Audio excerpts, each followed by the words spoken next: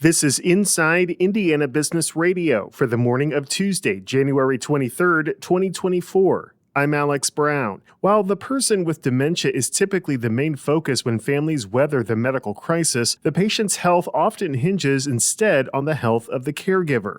Brain Care Notes, an app developed in Indiana devoted to caregiver health, is now hitting the market, and nearly 100 Hoosier caregivers are providing its biggest test run yet. Dr. Richard Holden says the app is backed by 20 years of research. You can't beat that kind of evidence. There are a lot of apps out there that seem good, but they're not based on rigorous research demonstrating efficacy or effectiveness, cost savings, whereas ours is. Now available to license, the app aims to help the more than 11 million Americans providing unpaid care for loved ones with Alzheimer's disease or other dementias.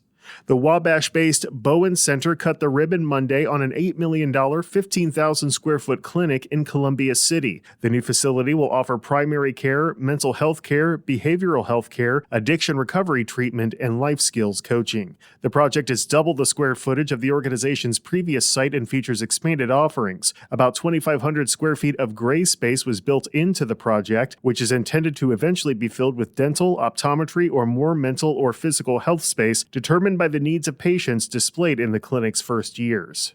Indiana University's chief medical officer, who led the school through the global pandemic and is a nationally recognized expert on health policy and pediatrics, is leaving his role to lead a national not-for-profit. Dr. Aaron Carroll was selected as the next president and CEO of Academy Health, a Washington, D.C.-based nonpartisan organization promoting and enhancing health policy and research. From the number one source for Indiana business news, this is Inside Indiana Business Radio.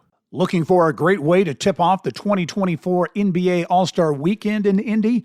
I'm Gary Dick, inviting you to join business and community leaders from throughout the state at the Economic Club of Indiana Luncheon, sponsored by IBJ Media. It's February 15th at noon at the Indiana Convention Center.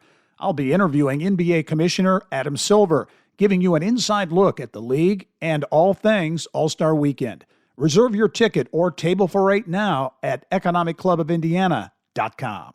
A factory in New Jersey belonging to Indianapolis-based Eli Lilly and Company has run into more manufacturing problems during a federal inspection. IIB's Kate Sharon has more. The factory racked up 8 deficiencies during an inspection last year by federal investigators, according to a January 19th report by Reuters, which obtained government records under a Freedom of Information request. The deficiencies included problems in tracking manufacturing process and quality controls, as well as lapses in calibration of equipment and failure to properly maintain facilities and equipment, Reuters said. The factory makes migraine treatment Emgality, diabetes medicine Trulicity, and cancer treatments Erbitux and Cyramza. The problems are the latest in a string of deficiencies uncovered at the plant by Reuters. Earlier issues include failure to track potentially contaminated drug batches that were supposed to be inspected by the company's quality control unit, unknown debris in a production area, and that raw drug ingredients produced there were not adequately controlled. In an email to IBJ, Lilly said the inspection followed a company request to manufacture the migraine drug Emgality at the plant. The inspection resulted in, quote, some observations that were, in most cases, either addressed during the inspection or already in progress as program improvements, Lilly said. The company said it continues to work closely with the FDA, and the situation does not affect the quality, safety, or supply of any current or planned Lilly products in the marketplace.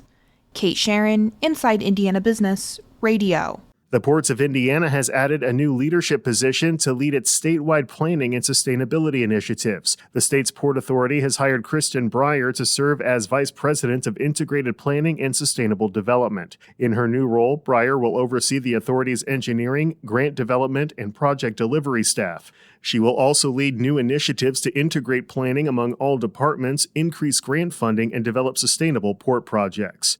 University of Indianapolis President Tanuja Singh is this week's guest on the Business and Beyond podcast with Gary Dick, presented by PNC, a weekly conversation with high-profile Hoosiers in business, sports, and entertainment, and beyond. Available now from your favorite podcast provider. I'm Alex Brown for Inside Indiana Business Radio on Demand.